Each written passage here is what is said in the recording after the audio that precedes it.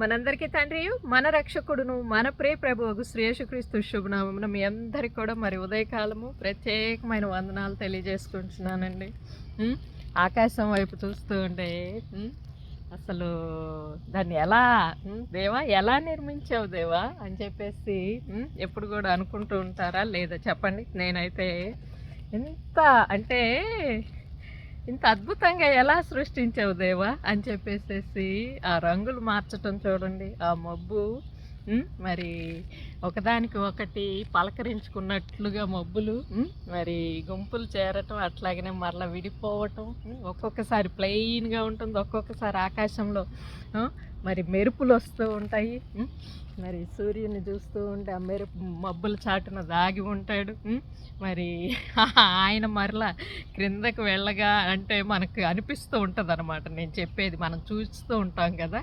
So ఆయన దిగిపోతే చంద్రుడు వస్తాడేమో అని చిన్నప్పుడైతే మరి ఆ చంద్రుడు మరి కథలు, ఆ చందమామ అని ఒక పుస్తకం ఉండేది. ఆ చందమామలో పుస్తకంలో కథలు చదువుతూ మరి అవి ఎవరన్నా చదివి వినిపిస్తూ ఉంటే చిన్నప్పుడు చాలా ఉత్సాహం అనిపిస్తూ ఉండేదండి.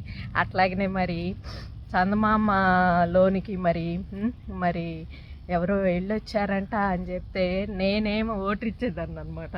అందులో కనిపిస్తున్నారు చూసావా అక్కడ మా నాయనమ్మ, అట్లాగనే నేను మేము ఉండేవాళ్ళం అక్కడ అని చెప్పేసి నేను కూడా ఒక కథ సృష్టించేదాన్ని అనమాట. అయితే అద్భుతమైన ఈ సృష్టి అంతా సమస్తానికి మరి ఎవరండి?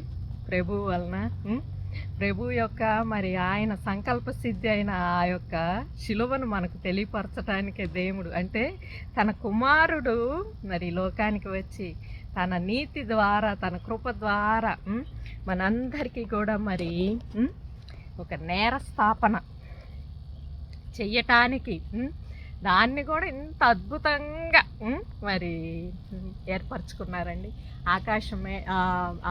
ఆకాశ మహాకాశములు మరి మేఘములు అందులోని సమస్తము చుక్కల్ని అసలు లెక్క పెట్టగలమండి, నక్షత్రాలను 1 2 3 4 అని అనుకునేటప్పటికే మనకి విసుగొచ్చేస్తూ ఉంటుంది. వాటన్నిటికీ కూడా పేర్లు పెట్టగలిగిన వాడు మన తండ్రి, అవునా? మరి అవి 7 నక్షత్రాలు అనుకుంటా కదండి. అవి ఒక ఆకారంలో ఉంటూ ఉంటాయి ఎప్పుడు కూడా. దాని పక్కన ఉండేదాన్ని బట్టి, దీని పక్కన ఉండేదాన్ని బట్టి, అవన్నీ నక్షత్రాలను బట్టి కూడా మరి మా స్థితి ఎట్లా ఉంటుంది అని చెప్పేసి అడిగిన సందర్భాలు ఉన్నాయి, అవునా? అట్లాగనే మరి ఈ గ్రహాలను బట్టి గ్రహాల చుట్టూ నవగ్రహాల చుట్టూ తిరిగితే శని పోతుంది అని, శని అంటే ఏంటంటే అసలు శని అంటే ఏంటని తెలియక మనము ఆ గ్రహాల చుట్టూ ఈ గ్రహాల చుట్టూ తిరిగిన వారమే. మరి ప్రభు తెలియపరుచుకున్న తర్వాత మరి మన పాపములకు మన అవిధేయతలకు ఆయన నేరస్థాపన చేశారు అనేది ఇంత అద్భుతమైన ఈ సృష్టిలో మరి దేన్ని చూసి నమ్ముతున్నాం చెప్పండి? మనం ఏదైనా మనము దృశ్యములతోటి, దృశ్యం అంటే మనం చూచే వాటితోటి ఏదైనా దాన్ని బట్టి మనం నమ్ముతున్నామండి. అదృశ్యమైన వాటినే అంటే క్రీస్తు యొక్క ప్రేమ అదృశ్యంగా మనల్ని వెంబడించింది. అట్లాగనే మరి ఆయన యొక్క కృపలో మనమందరం కూడా రక్షింపబడ్డాము. మరి ఆయన ప్రేమలో మనమందరం కూడా ఆ పరలోకపు తండ్రికి ఎంతో విలువైన వారిమిగా ఎంచబడ్డాము.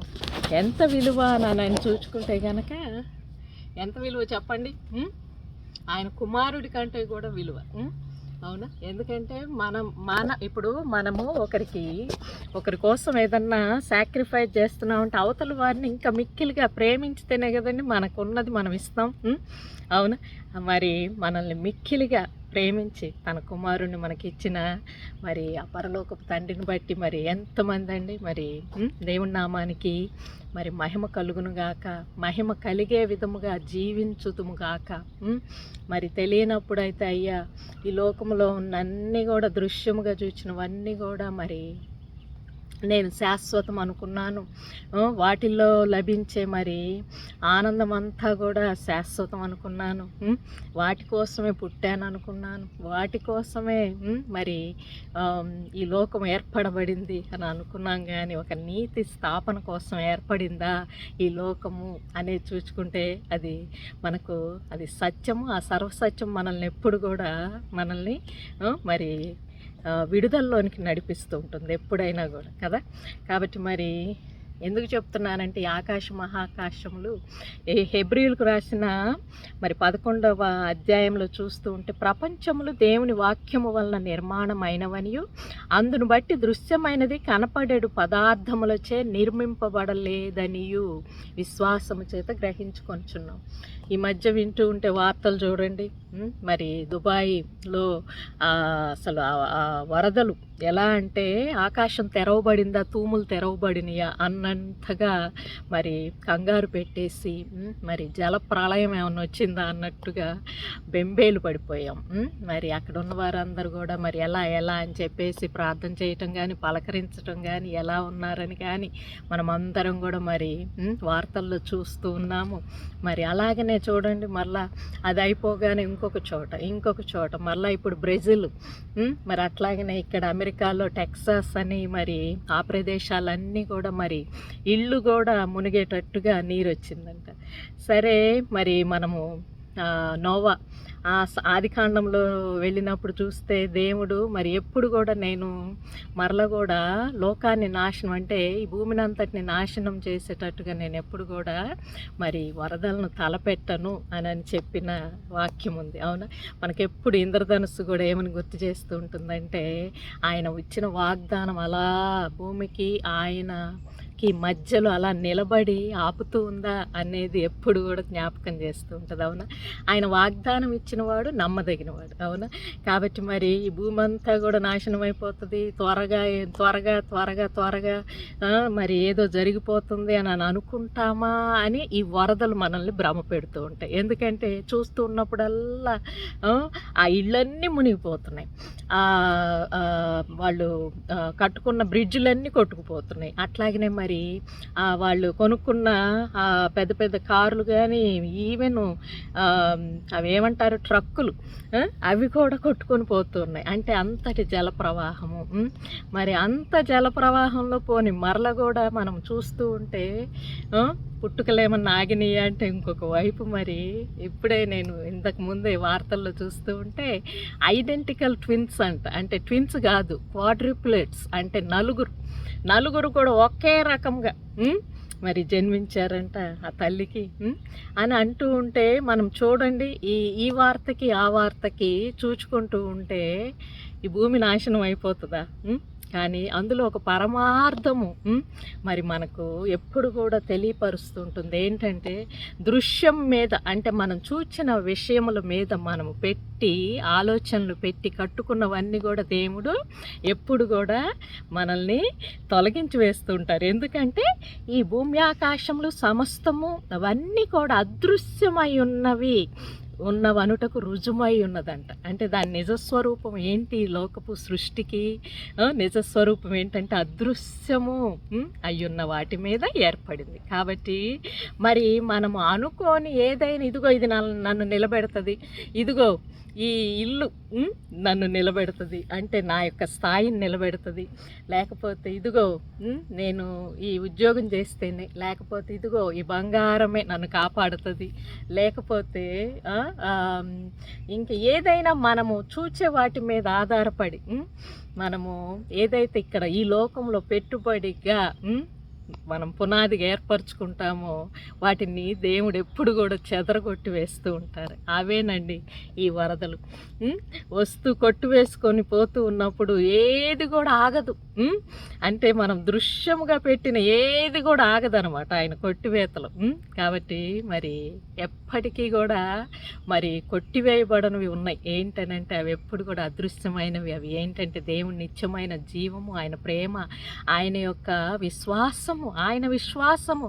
ఆయన అనంటే ఎవరండి? విశ్వాసానికి అధిపతి. విశ్వాసానికి అధిపతి అనంటే ఇక విశ్వాసము అనేది ఆయన దగ్గర నుంచి ఏర్పడింది, దానికి అధిపతి. దానిని ఆయన ఆధిపత్యముగా ఏలుతున్నారనమాట. కాబట్టి ఆయన విశ్వాసములో ఈ సమస్తము ఏర్పరచబడ్డవి. అందులో మూలం ఏంటండి? క్రీస్తు యొక్క రాక, దాని యందున్న పరమార్థం మనకు విశదపరచటానికి, మరి మరల కూడా వచ్చి మనందరినీ కూడా ఆయన ఒక నేరస్థాపన అనేది క్రీస్తు ద్వారా తొలగించి వేసి, అంటే అది చేసి మనకు ఉన్న అడ్డు, ఆ పరలోకపు తండ్రికి మనకు ఉన్న విశ్వాసానికి అవిశ్వాసానికి మధ్య ఉన్న ప్రతి అడ్డును తొలగించి వేసి మరి ఆయన యొక్క రాజ్యమును మనకి ఇవ్వటానికి. అవును కదా. కాబట్టి మరి నోవాని గురించి చూసుకుంటే చూడండి, నోవా సమయంలో మరి దేవుని వాక్యం వెళ్ళి మరి ఆయనతోటి, ఇదిగో నేను మరి వర్షం కురిపించబోతున్నాను, మరి సిద్ధపడు, మరి ఓడను కట్టుకో అని చెప్పేసి, మరి నీ వారిని రక్షించుకో, అట్లాగనే జంతువులను, అలాగనే మరి ఆయన చెప్పిన విషయాలన్నిటిని కూడా మరి ఆయన శ్రద్ధగా తీసుకున్న వాడై మరి నమ్మి అవునా అని ఒక మాటలో ఏ డౌట్ అంటే ఇంకే సందేహం లేకుండా మరి ఓడను నిర్మించుకున్నవాడై సమయానికి అందులోనికి వెళ్ళగానే మరి దేవుడు తలుపు మూత వేసి మరి పరలోకపు అంటే ఆకాశపు తలుపులు తెరిచాడంట, కిటికీలు తెరవగానే ఇంకా మొత్తం మిగిలిందంతా కూడా నాశనం అయిపోయింది. అంటే మనము కూడా ఒక నీతిలో ఎప్పుడైతే మనము కూడా అంటే దేవుణ్ణి నమ్మటము నీతి. అవునా? ఎందుకంటే దేవుని యందే నీతి అనేది స్థాపింపబడింది కదా.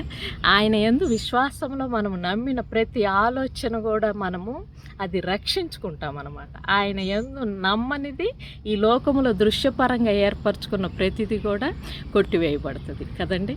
కాబట్టి మరి ఆ నమ్మకానికి, ఆ అపనమ్మకానికి, విశ్వాసానికి అవిశ్వాసానికి ఎంత భేదం ఉందండి. అవునా?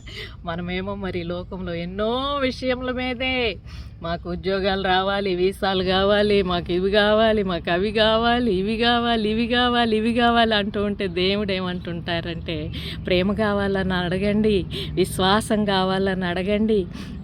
ఆ రాబోయే అంటే కంటికి కనిపించకుండా ఆయన తీసుకొని వచ్చే అది విశ్వాసంలోనికి మనల్ని మార్చి సమస్తము కూడా ఇప్పుడు అదృశ్యమై ఉన్న వాటిలో మనం జీవించబోతున్నామంటే మనం ప్రేమమయమైపోతాం, విశ్వాసమయమైపోతాము. మరి అట్లాగనే మరి నమ్మకంగా ఉంటాము ఒకరికి ఒకరము. మరి అట్లాగనే ఏ భేష భావములు ఉండకుండా ఉంటాము. మరి ఏ యొక్క శరీరపు ఆశల వైపుకు లొంగకుండా మరి ఆత్మపరముగా నడుస్తాము. మరి అన్యోన్యంగా ఉంటాము, సహవాసంగా ఉంటాము, ప్రాణానికి ప్రాణం ఇస్తాము. ఎందుకంటే ప్రాణం ఇచ్చిన ఆయన కాబట్టి అలా ఉంటాము. మరి ఆయన యందు సమస్తము కూడా సత్యమై ఉన్నది. ఆ సత్యం వచ్చినప్పుడు మరి మనందరికీ కూడా మరి అది మనల్ని స్వతంత్రులను చేసి, అంటే ఏంటండి, లోక సంబంధమైన ప్రతి ఆశ నుంచి విడుదలను దయచేసి ఆయన యందు మనము మరి నిలుస్తాం. అదే మనకు రక్షణ అవుతుంది అనమాట. కాబట్టి మరి నోవా నమ్మి మరి ఓడ సిద్ధపరచుకుంటే ఏమన్నా మరి ఆ నమ్మకం ఏమన్నా ఓడిపోయిందండి? నమ్మిన దేవుడు తనని, తన కుటుంబాన్ని రక్షించాడు. మరి అలాగనే మరి మనము కూడా నమ్మిక ఉంచి పెట్టిన ప్రేమ కనిపిస్తుందా అండి? ప్రేమ కనిపించదు కదా. మరి విశ్వాసం కనిపిస్తుందా? విశ్వసించినది నీతి కనిపిస్తుందా? మరి మంచితనం కనిపిస్తుందా? ఆశా నిగ్రహం కానీ, మరి జాలి కానీ, దయ కానీ లోకంలో మనము వాటి మీద పెట్టుబడి పెట్టినవి కనిపించవు, కానీ అవి మనందరినీ కూడా మరి నీతికి మరి వారసులను చేస్తుంది. అంటే రాబోయే లోకము ఆయన ట్రాన్స్ఫర్మేషన్ అంటారు, దానిలోనికి మనము మరలాలి అనే ఆలోచనలోనికి మరి దేవుడు మరి మనందరినీ కూడా మారండి అని అంటే ఇల్లు కట్టుకోవద్దా, లేకపోతే బట్టలు కొనుక్కోవద్దా, కారులు వద్దా మాకు అని కాదండి. కానీ వాటన్నిటికీ మించిన లోకంలో దేవుడు చూస్తూ ఉన్నప్పుడు కనికరముల మీద, సత్యము మీద, లోకములో ఇప్పుడు జరుగుతున్న అన్యాయం మీద మరి వాటికి మనము నేరస్థాపన చేసే వారిగా ఉండాలి. వాటన్నిటిని వదిలేసుకుంటూ పోన్లే అని ఒక స్వార్థంలోనికి వెళ్ళిపోతూ ఉంటే ఏమవుతుందంటే ఇంకా ఈ వరదలు వచ్చి ఆ విషయాలన్నిటినీ వేటి మీద మనం పెట్టుకుంటున్నామో పెట్టుబడి అంతా కొట్టివేస్తూ ఉంటారు. కాబట్టి మరలా నిలిచేది ఏంటంటే ఒక నమ్మకమేగా. భూమి అయితే కదలదు అని చెప్పి మరలా కూడా ఇల్లు కట్టుకుంటూ ఉంటాం. భూమి అయితే కదలదు కదా అని మరలా పెళ్ళిళ్ళు చేసుకుంటూ ఉంటాము. భూమి అయితే మాకు ఎప్పటికీ ఉంటుంది కదా అని చెప్పేసి పిల్లల్ని కంటూ ఉంటాము. భూమి అయితే ఎప్పుడు కానీ విత్తుతూ ఉంటాము, పొలములు పండిస్తూ ఉంటాము. మరి ఇవన్నీ కూడా ఇది ట్రాన్స్ఫర్మేషనే కానీ మరి మనకు అదృశ్యమైన విషయముల మీద అంటే దేవుడు నిర్మాణము, ఆయన తలపెట్టిన నిర్మాణము అదృశ్యమైన విషయములు, ఈ లోకంలో చూచే దృశ్యములు అయిన పదార్థముల మీద ఏర్పడలేదని ఎప్పుడు కూడా భావించుకున్నప్పుడు మనల్ని మనం తగ్గించుకొనొచ్చు. దేవుడి యొక్క ఆ అదృశ్యమైన ఆయన నిర్మించుకున్న ఆయన లోకంలో మన పెట్టుబడి నిలవదు అనేది ఎప్పుడు కూడా వరదల ద్వారా కొట్టుకొని పోతూ ఉంటే కూడా మనకు అర్థం అవ్వాలన్నమాట. అర్థమయ్యి దేవా మేము మా దృష్టిని తండ్రి ఇప్పుడు ఈ లోకంలో వేటి ప్రధాన అంశములుగా ఉన్నాయి వాటి మీద మేము దృష్టి పెడతామయ్యా. నీవు ఏ విధంగా మా అందరి కోసం నేరస్థాపన చేసావు అలాగనే మేము కూడా తండ్రి ప్రభా నేరస్థాపనకి అదృశ్యములను వాటి మీద మేము ముందు ఫోకస్ పెడతాం తండ్రి. ఆ తర్వాత నువ్వు ఇళ్ళు ఇస్తావు, పొలాలు ఇస్తావు, ఏమైనా ఇచ్చేస్తావు దేవా అని చెప్పేసేసి మనం మరి ప్రభు విశ్వాసము అనే దాని మీద సృష్టించిన ఆయన యొక్క భూమిని చెరపకుండా మరి దానిని కట్టుకోవటానికి మనం కూడా విశ్వాసములో అదృశ్యమైన వాటిలో నిర్మాణాత్మకమైన వాటిల్లో మన దృష్టిని సారించాలని మరి ప్రభు పేరట మరల కూడా మనవి చేసుకోవచ్చు. మరి మరలా ఇచ్చే కృపా సమయంలో మేము ముందుకు వస్తానని అంతవరకు ప్రేమతో సెలవు తీసుకోవచ్చు. మీ రచిత.